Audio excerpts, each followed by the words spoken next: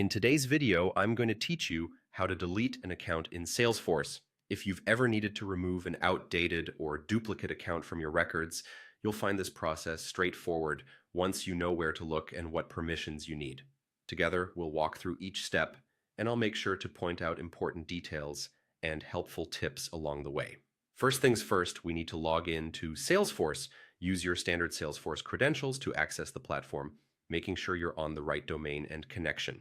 Once you're logged in, you'll be brought to your Salesforce homepage where you can see various components and features.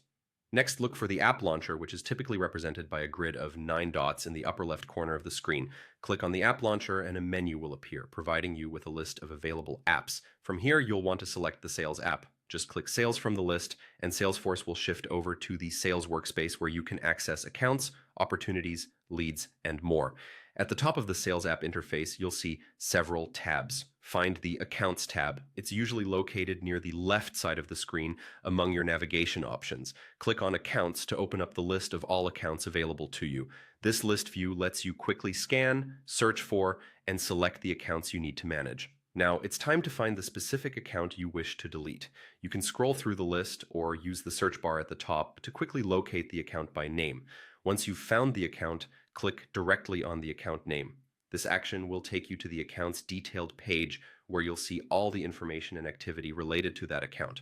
On the account detail page, look towards the top right corner of your screen. Here you should see a drop-down arrow or a menu with several options. Click the drop-down arrow to expand the menu and look for the delete option. Click delete to begin the process, but remember, deleting an account is a significant action as it will remove all associated data from Salesforce. Before the account is permanently deleted, Salesforce will prompt you with a confirmation message asking if you're sure you want to delete the account.